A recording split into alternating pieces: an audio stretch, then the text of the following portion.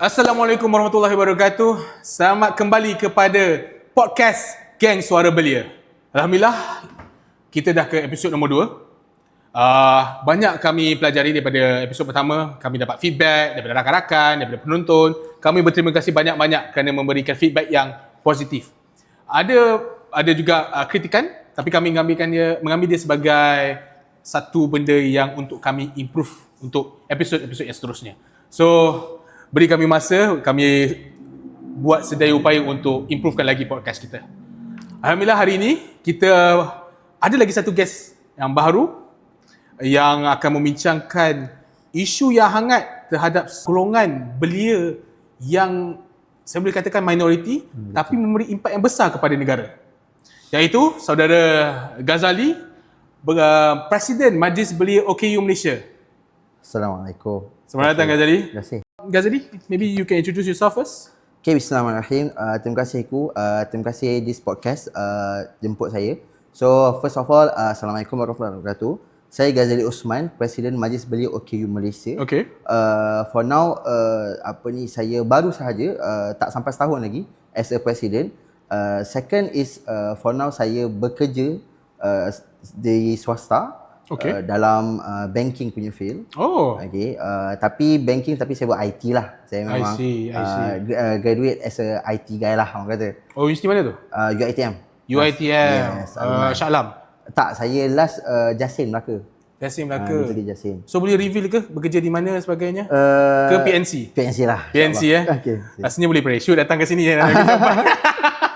Hin lah Tak, KL ada banyak menara tinggi. Banyak. Alright. Terima kasih. So kita jemput Ghazali ini sebab dia merupakan Presiden Majlis Belia OKU. Yelah, kita dengar pelbagai cerita-cerita positif lah actually daripada golongan OKU ni. Terutamanya untuk Paralimpik, atlet-atlet kita di Paralimpik. Betul. Menerima banyak pingat emas bukan sahaja dari peringkat ASEAN malah dan Olimpik. Which is very good, alhamdulillah. Tapi kita mungkin dulu pernah, tapi sekarang ni agak kurang dengar apa obstacle, halangan-halangan yang dihadapi oleh golongan OKU, terutamanya belia dan di bidang korporat sekarang ni, di bandar. Okey, insyaAllah. Sebelum itu, saya rasa kita boleh start dengan positif lah macam aku cakap. Sekarang ni pun kalau kita tengok the latest pun Paralimpik kita pun dapat banyak pingat, alhamdulillah. Betul. First kalau kita ingat the moment Paralimpik dapat pingat daripada Ziad kan, saudara Ziad. So menarik sangat ketika itu kita rasa satu fenomena bahawasanya OKU ini mampu sampai peringkat Olimpik. Okay. Itu satu benda yang kami ketika itu kami rasa ni bangga, kita kena push. Itu dalam bidang sukan. So kalau kita cerita orang kata konsep saya tak nak masuk go to corporate side sebabnya dia akan lebih panjang, tapi kita masuk kepada pekerjaan dia sah. Sebab pekerjaan dia akan meliputi dua saja segmen. Okay. Pertama adalah swasta ataupun government. Okay. So kalau kita lihat sekarang sebenarnya Belia OKU ini ramai sebenarnya di peringkat universiti ataupun college. Mereka ada je masuk. Tapi selepas mereka keluar itu, mereka masih memikirkan macam mana mereka nak bekerja. Betul. Dekat mana. Itu halangan sebenarnya pertama. Betul. Dan halangan pertama adalah bukan tempatnya, tapi bagaimana mereka memikirkan. Pemikiran mereka, macam saya sendiri, pengalaman saya, macam mana saya dah FYP waktu degree, kita fikir kat mana kita nak kerja. Dalam keadaan kita fizikal, wheelchair lagi. So kat mana, ada ke company yang terima. Kita tak pernah terfikir pun dalam Malaysia ni ada company yang akan terima kita. Betul. Takkan? Walaupun kita ada banyak big company, banyak company-company yang listed, company-company yang memang MNC yang mampu Chelsea sediakan fasiliti. Betul. Tapi adakah mereka terima kita? Itu satu mentaliti yang OKU, mahasiswa OKU akan fikir sampai bila-bila. Benda tu berlarutan sehingga sekarang. So sekarang ni macam mana kita nak bentuk balik sikap dan juga orang kata mentaliti mereka ini bahawasanya ada sebenarnya. Tapi ruang tu kat mana? Okay. So kita masuk kepada konsep sebenarnya halangan tu start daripada memang mentality lah pertama.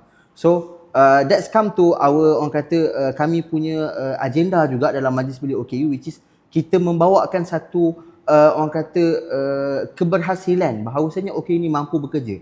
Sebagai contoh, saya akan selalu gunakan diri saya juga sebagai contoh. Sebabnya dalam komuniti, dalam orang kata member saya sendiri pun, mereka akan rasa, orang kata mereka akan lihat saya sebagai satu contoh dulu. Aspirasi kita. Inspirasi, mereka. sorry. Yes, itu biasa. So mereka akan lihat, okey, adakah presiden bekerja?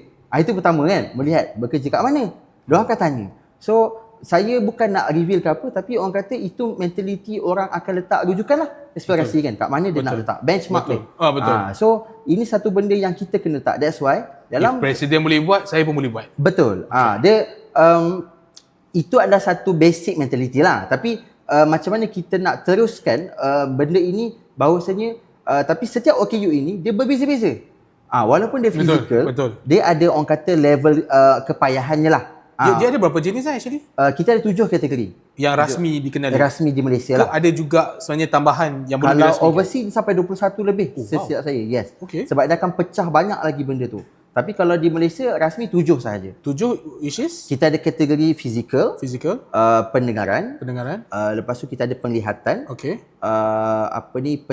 pertuturan. pertuturan, Lepas tu dia ada apa saya sebut mental. yes. Lepas tu pembelajaran dengan pelbagai. Sekejap, mental dengan pembelajaran apa beza? Dia beza sebab pembelajaran ni dia ada skop dalamnya, ada beberapa contohnya macam sindrom Down, autism, itu dia punya pembelajaran lah. Tapi mental ni kepada yang ada bipolar for example kan. So benda-benda macam tu lah. So mereka, tapi untuk dapat title OKU mental, mereka perlu diagnose lama daripada pakar lah. Bukan senang-senang nak dapat title OKU mental. Usually average berapa lama? Seingat saya dalam 2 tahun macam tu. Lama. Paling itu paling minimum saya rasa. Bukan dia macam pergi jumpa doktor pakar, psikologis psikologis dan buat ujian, saringan dan sebagainya. Dalam few months tak boleh. Tak ada. Dia memang kena sebab dia akan go through kepada dia punya test dia dulu, dia ada ubatnya, macam tu. Sampai tahap kalau benda tu dia, sebabnya mereka ada ubat-ubat yang kena makan kan. So kalau macam dalam within that period tu mereka boleh okay. So dia takkan dapatlah title tu. And semua ujian dan saringan ni hanya boleh dibuat di hospital kerajaan ataupun boleh buat dekat swasta juga? Swasta mana-mana boleh. Janji so kerajaan Malaysia iktiraf dua-dua lah? Betul. Dia janji dia ada set lah kepakaran dia lah. Sebagai psikologi yang medical psikologi. Okay. Actually benda ni menarik sebab saya belajar graduate daripada UIA. Alhamdulillah daripada senior saya dan kerjasama dengan pihak universiti, saya tidak libat secara langsung lah, saya just lihat daripada luar. Diorang dah cuba untuk menaik tarafkan fasiliti universiti untuk pelajar-pelajar OKU, and nampak a good feedback daripada student-student mahasiswa OKU ni lah.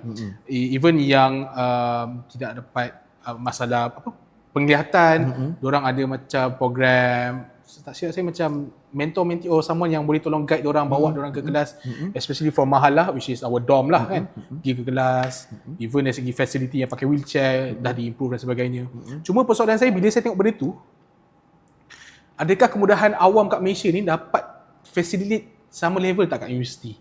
Sebab as you mention, kita tengok mungkin GLC, MNC, diorang ada kemudahan tu sebab diorang ada a big profit. And memang diorang try to be inclusive kepada public, kepada public, bahawasanya diorang menerima semua. Mereka hanya memikirkan menitik beratkan bakat dan pengalaman kerja dan sebagainya lah.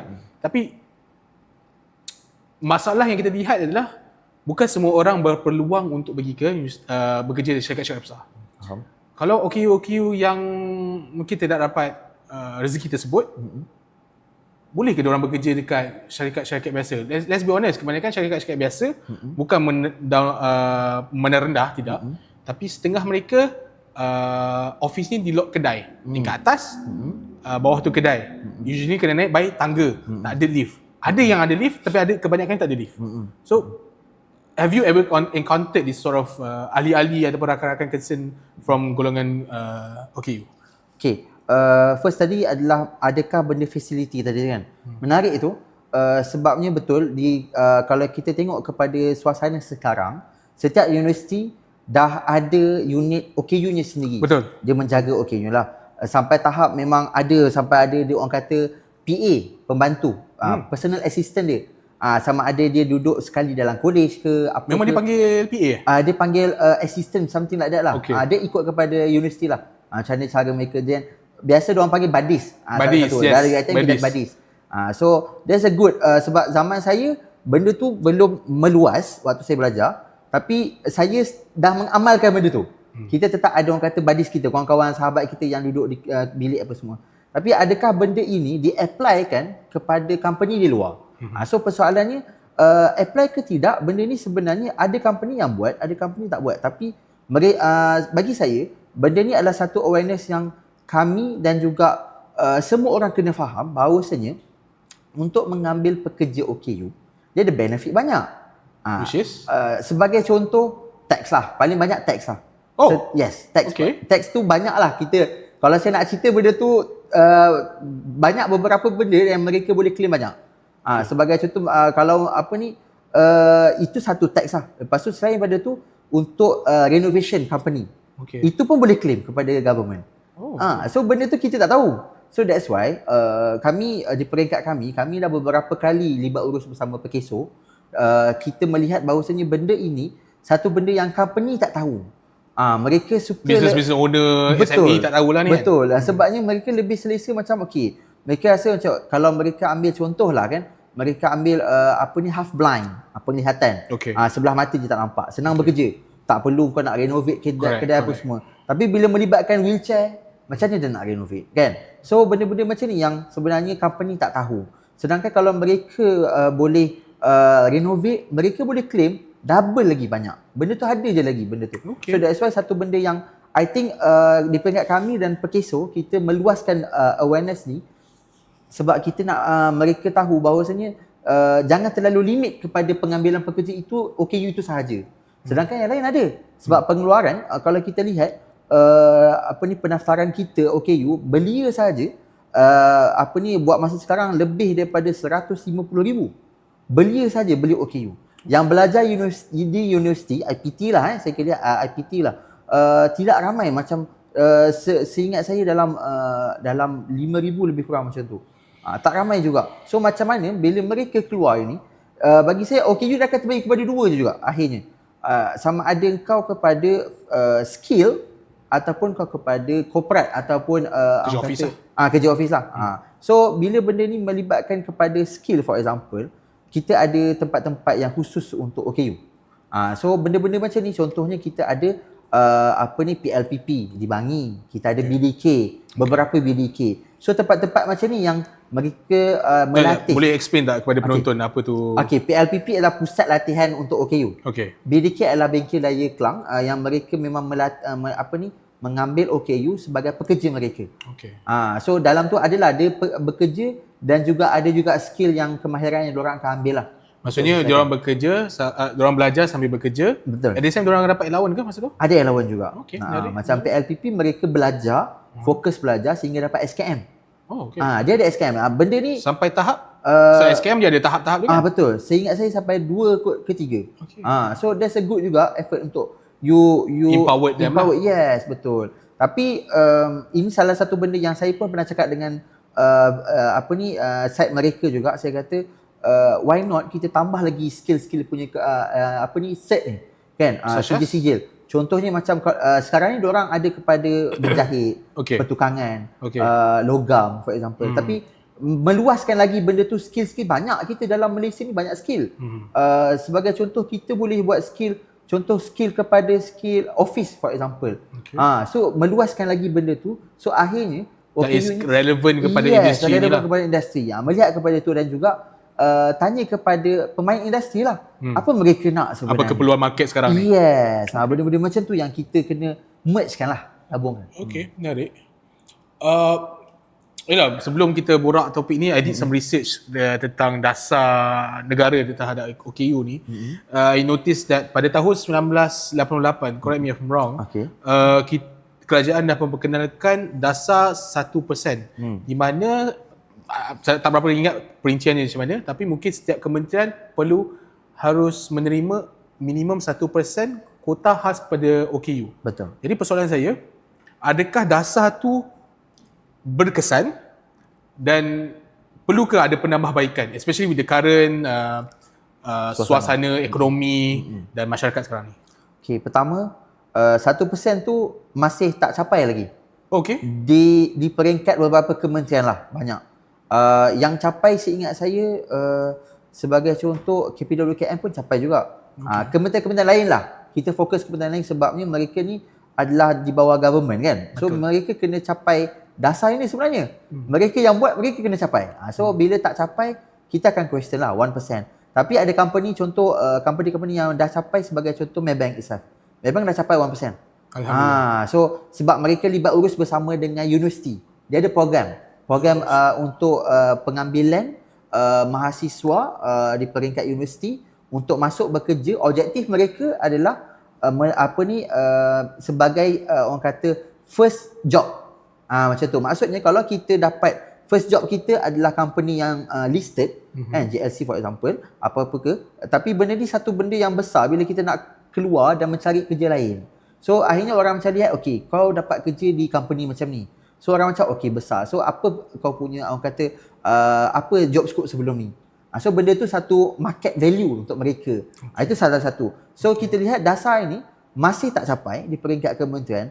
So apa yang kita kena buat? So pertama sekali, actually apa punca certain kementerian ni tak boleh capai 1% tu? Okay. Sebab satu angka is not a big number actually. Yes, memang susah sebenarnya kita nak hadam, tapi dasar ini okey, kita kena lihat sebenarnya macam mana kita rungkai. Dasar ini sebenarnya adalah asalnya dibuat untuk orang kata sebagai panduan, bukanlah sebagai orang kata peraturan. Okey, panduan sahaja. Kalau kita baca full akta tu, akhirnya kita akan baca benda tu sebagai panduan. Bukanlah memang dibuat asalnya macam tu. So benda ini tak pernah dipinda daripada dulu sampai sekarang. Okay. Ada cubaan banyak ada sebagai contoh daripada KPWKM pun dah beberapa kali cubaan untuk membuat pindaan kepada dasar ini. Sebabnya kita lihat benda ni dah tidak relevan dah akhirnya. Sebab dasar ini dia tidak orang kata, pertama dia tidak melindungi OKU, kedua dia tidak menjaga orang kata hak kita sebagai OKU.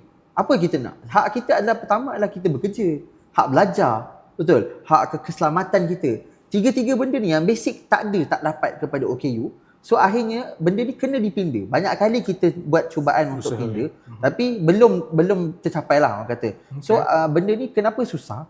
Sebabnya kita lihat pertama sekali saya melihat kepada suasana orang mencari bekerja lah daripada peringkat OKU. Tapi kalau macam hari tu punya kita di Selangor, kita ambil contoh lah. Hari tu di Selangor saya bawa daripada peringkat saya bawa SPA. Join sekali tim kita untuk pergi ke waktu tu ada pelancaran dasar OK Selangor di UiTM Shah Alam. Kita bawa tim SPA untuk melihat diorang buka booth untuk orang kata counter pertanyaan lah, for example. Tapi bila kita lihat suasana di situ, ramai mahasiswa, student universiti OKU yang datang untuk bertanya kan, apa sebenarnya SPA buat? Maksudnya apa yang SPA ada untuk bantu OKU. So bila kita lihat sebenarnya benda ini ruang di peringkat government itself, SPA kan, mereka ada sebenarnya benda tu. Tapi adakah relevan dan juga kena dengan the current untuk demand sekarang? Supply sekarang. Supply kita ada banyak peringkat. Kalau kita lihat supply maksudnya mahasiswa OKU kan. Kita lihat mereka ni pelbagai course tau. Bukan sekadar IT saja. Betul. Ada lawyer. Betul. Ada matematiknya. Betul. Saya sampai korang ni pandai sangat ni kan. Kita rasa zaman kita dulu IT is common lah untuk OKU kan. Tapi mereka macam-macam lah. Fizik ada, saya macam peringkat diorang ni lagi tinggi lah, advance kan. So maksudnya OKU di peringkat IPT kan, diorang dah selevel dengan mahasiswa lain. Mereka mampu belajar. Tapi bila mereka keluar, adakah bukan selevel je, malah lagi power lagi so mereka mampu belajar apa semua, dapat dekan apa semua, tapi adakah bila mereka keluar, adakah tidak untuk diorang demand tu? So bila kita berbincang dengan SPA for example, tapi secara unofficial lagi, sebabnya kita melihat benda ini the sistem yang dah lama kita kalau kita nak betulkan, banyak level kena betulkan. Biasalah government punya part lah kan. Tapi macam mana kita nak push factor dia adalah mereka kita bawa SPA untuk keluar daripada kata cara yang biasa sebelum ni kita faham. Kita bawa keluar untuk duduk dengan selevel dengan kita. So akhirnya orang akan boleh bertanya, apa yang boleh diorang apply, apa sebenarnya yang dibuka kepada OKU. So benda ni yang akhirnya. So itu baru SPA. Kalau kita cerita kepada swasta pula, kita memang akan bawa Perkeso lah, always. Perkeso pun bekerjasama dengan pelbagai pihak lah. Tak semestinya MBA OKU juga. Okay, interesting. I mean, you did mention, Ghazali ada mention yang dah banyak dipushkan untuk pindaan dan sebagainya. Correct me if I'm wrong, satu-satunya wakil rakyat yang mewakili OKU ni adalah YB Sayahdi Jacob, betul Saya tak? cakap, Dan dia bukannya mewakili OKU saja, dia juga banyak topi yang dia harus tanggung dan sebagainya. And dia bukanlah di Dewan Rakyat, dia di Dewan Negara. Jadi kita tolak ke tepi dah. Ahli politik tak nak lantik, tak nak letak calon OKU dan sebagainya. There's one thing maybe you can point out. Adakah patutnya kita letak kota untuk, bukan saya di Dewan Negara, malahan untuk Dewan Rakyat? Maybe tak 1%, yelah sebab kementerian lain pun tak tercapai. Betul. So maybe at least kita letak mungkin 1%. 2-3 orang yang seharusnya datang daripada golongan OKU ni. Dia bukan apa, kita bukan nak kota tu for the sake of ada kota. Kita dah for the sake of dapat mewakili suara Malaysia. Dewan Rakyat tu adalah mewakili suara rakyat. Orang OKU di Malaysia berapa peratusnya? Kita pendaftaran kita dalam 800 lebih. 800,000. 800,000. So I think like 2 seat is I think can be possible, betul tak? So what's your point? What's your take on that? Okay. Bila kita lihat kepada politik, peringkat politik, saya sangat bersetuju sebenarnya OKU ni kena ada suara politik. Walaupun kita ramai yang menidakkan, janganlah tak payah main politik. Betul. Sebetulnya orang kata kita kena lihat macam ni. Bila kita tak ada suara, siapa nak perjuangkan kita? Betul. Okey. Tapi kita kena betul. Kita kena orang kata profesional lah. Kalau kita bermain politik, jangan bermain politik di dalam rumah. Itu poin saya. Faham tak? Contoh macam peringkat kami Majlis Belia, saya memang menekankan no politik. Memang belia kita tak ada politik. Maksudnya siapa-siapa engkau daripada parti mana pun, kau masuk je dalam rumah MB OKU, kita no politik. MBAW stands for Majlis Belia OKU Malaysia. Betul. Kita di bawah Majlis Belia Malaysia, Kementerian Belia Sukan. So memang peringkat kami memang no politik. Dan kami pun sedar, ahli kami, jawatankuasa kami, semua pelbagai parti. Pelbagai parti. Yes. So every time meeting kena pakai baju putih, tak boleh pakai warna lain. Warna rasmi kami warna biru. Okay. Biru cair, biru gelap.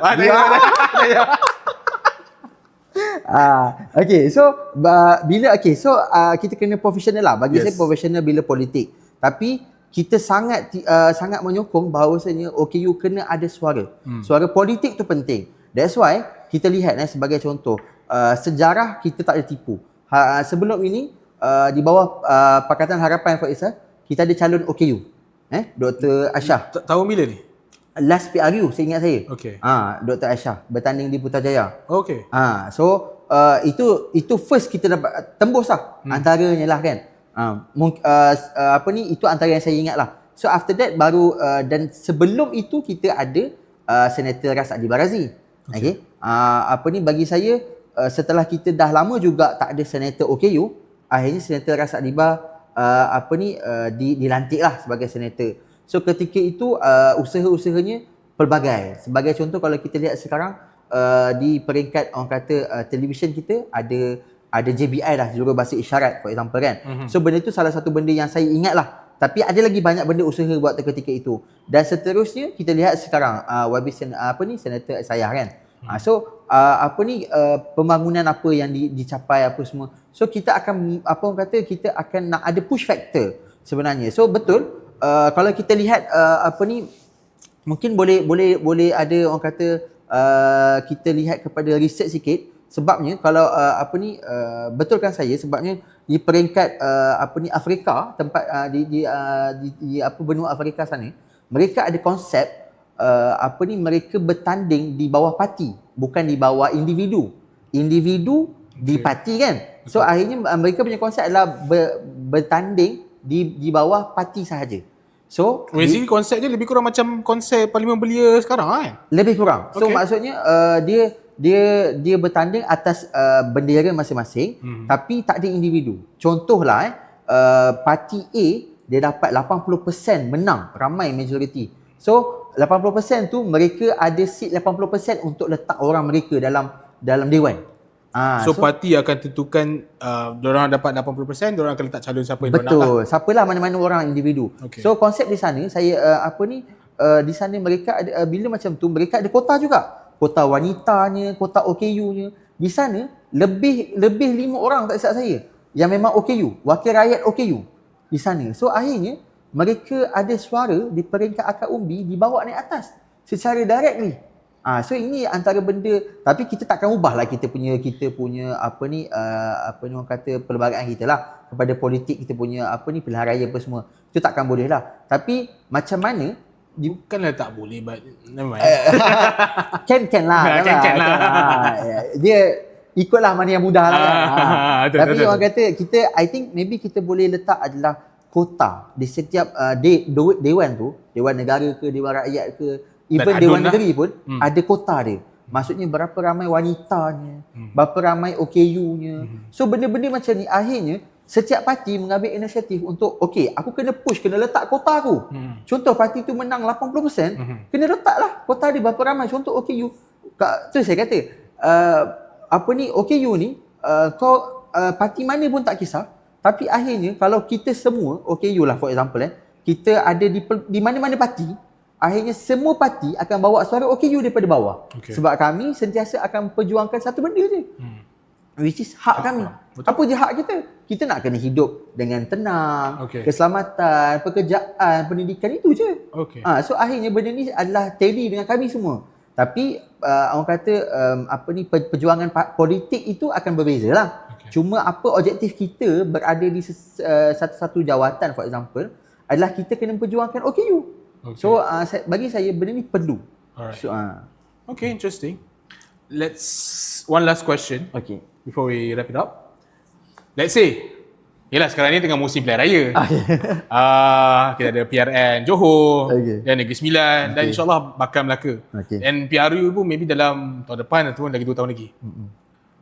Let's say depan you ni adalah semua ketua-ketua parti nasional kita. UMNO, tak kisah daripada BN ke, PH ke, PN ke, apa lagi ada, Muda Bersama dan sebagainya.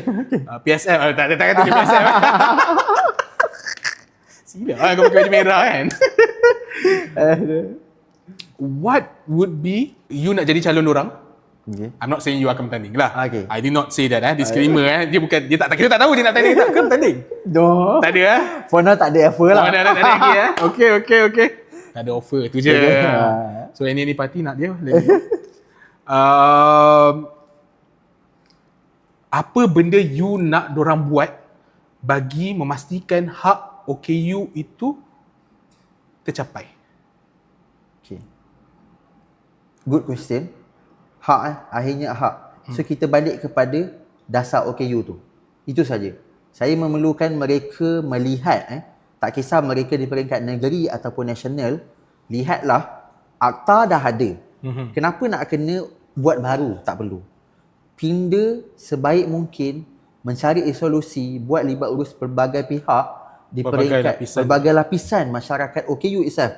Daripada peringkat umur dewasanya, peringkat belianya, peringkat kanak-kanak. Kanak-kanak ni biasa diwakili oleh penjaga. Apa sebenarnya mereka nak? Betulkan dasar OKU yang ada, dan akhirnya benda ini sangat-sangat membantu kami melindungi hak kami. Paling penting hak keselamatan, hak pendidikan, hak pekerjaan. Kesihatan, saya rasa government buat, that's good. Sebab saya sendiri memang sentiasa follow up dengan HKL for example. So I think untuk kesihatan alhamdulillah kita dapat capai. Tapi mungkin certain tu orang kata certain case lah. Tapi bagi saya yang dah ada betulkan, buat yang sebaik mungkin dan lindungilah kami di peringkat mana yang kalian menang. Okay, Allah. Alright.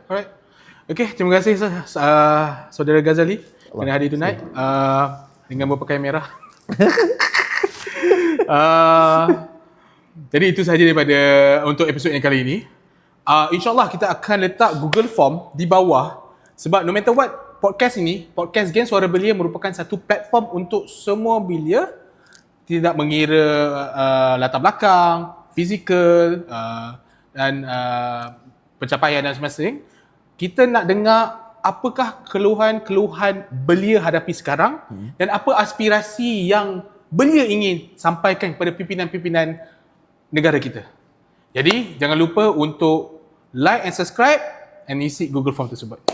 Alright, that's all. Thank you. Assalamualaikum. Salam. Okay, interesting.